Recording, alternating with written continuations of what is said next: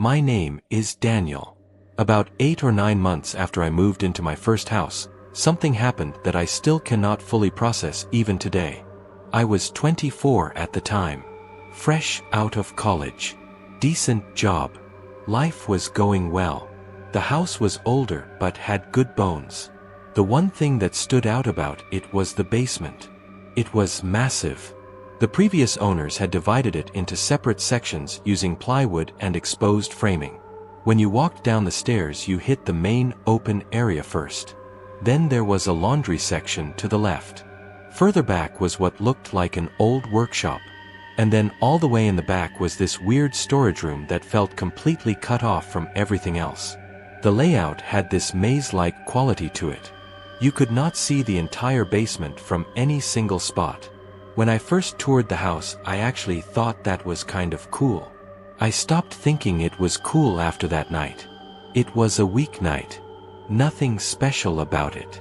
I needed to do laundry, so I grabbed my basket and headed for the basement door. The moment I opened it, I noticed something. The lights were already on. I stood there for a second trying to remember if I had left them on. I had been down there a few days earlier. I figured I just forgot to switch them off. Reasonable explanation.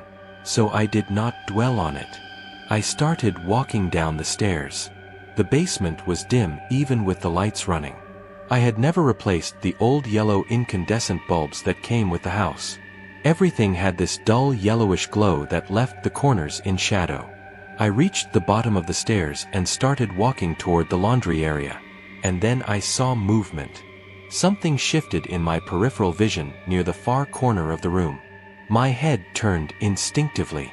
There was a man, crouching behind one of the folding tables I had set up along the wall. I almost dropped the laundry basket. My brain completely refused to process what I was looking at. It just would not accept it. There was a stranger hiding in my basement. A real person, crouching in the corner of my home, staring back at me. He looked rough, like he had not seen a shower or a proper meal in a very long time. For a few seconds, neither of us moved. We just stared at each other in that dim yellow light. Then he stood up, and he ran. Not toward me, away from me, deeper into the basement toward the partitioned rooms in the back.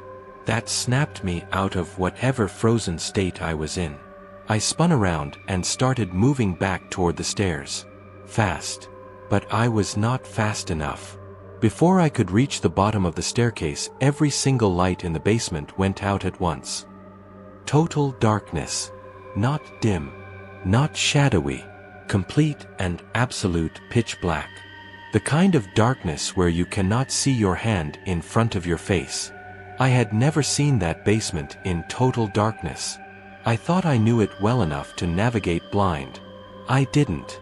I kept moving toward where I thought the stairs were, my hands out in front of me, trying to stay calm, and then I tripped. I went down hard onto the concrete floor. The laundry basket skidded away somewhere in the dark. I scrambled back to my feet, but the fall had completely disoriented me. I no longer knew which direction the stairs were. The panic hit me all at once. I started screaming. Some desperate instinct. Some attempt to scare him off. Just raw terror coming out of my throat. Then I heard screaming coming back at me from somewhere across the basement. Him. He was screaming too. And his scream was nothing like mine. Mine was panicked and desperate. His was something else entirely. Deep and unhinged and genuinely terrifying. The kind of sound that makes every part of your body want to shut down. I stopped screaming. He stopped too. Complete silence. I started moving again, navigating purely by touch. Fingertips dragging along walls and shelving units trying to find something familiar. And I could hear him moving behind me. Slow at first, then closer. The sounds of his footsteps were getting louder. And in the middle of all that fear, I had this horrible realization. He was moving through that basement with complete confidence. No hesitation. No bumping into things. He knew my basement better than I did. I pushed that thought aside and kept moving. My hands were shaking so badly I could barely feel what I was touching. Then I heard breathing. Close behind me. Maybe 6 or 7 feet back. I forced myself to move faster. And then my fingers found it. The wooden base of the staircase. I grabbed the railing with both hands and started running up. I made it to the first step. Then something grabbed my ankle. His grip was unreal. I lost my hold on the railing completely and my head struck the edge of a step on the way down. I hit the basement floor hard. He started dragging me away from the stairs, deeper into the dark. And I cannot overstate how strong he was. I was kicking with everything I had, thrashing and twisting and screaming. My heel connected with something solid. His grip loosened just slightly. I wrenched my leg free and scrambled back toward the stairs on my hands and knees. He started screaming again from somewhere behind me. That deep, horrible sound filling the entire basement. My hands found the railing again. I ran. I hit the top of the stairs and burst through the door and slammed it shut behind me. And then I realized, that door does not have a lock. I pressed my entire body weight against it. Back flat against the wood. Feet planted on the floor. Breathing so hard I could barely think. Then I heard footsteps pounding up the basement stairs. 1, 2, 3. The door jerked violently against me. I shoved back with everything I had. Managed to push it closed again. He hit it again. Then again. Each impact harder than the last. The wood shuddering against my back. My feet sliding on the floor. I yanked off my socks. Better grip. I do not know how long it lasted.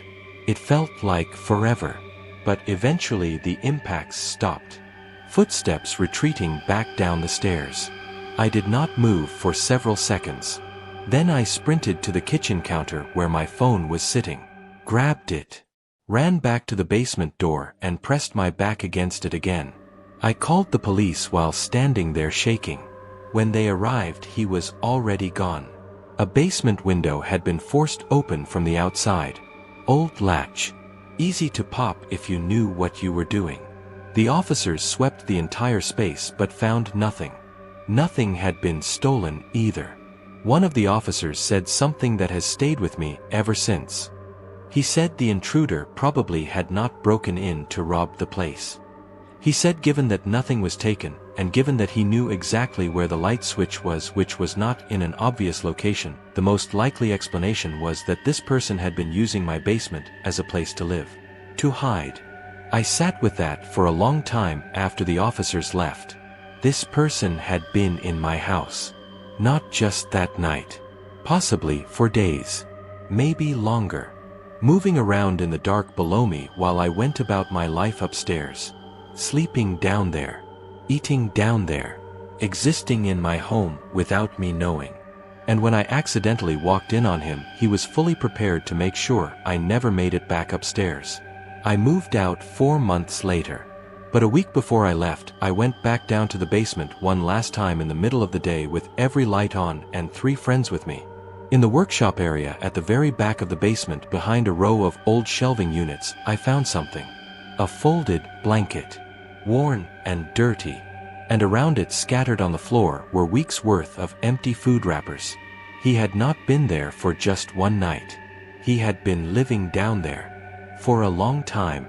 And I still cannot go into basements alone. Not even in well-lit houses.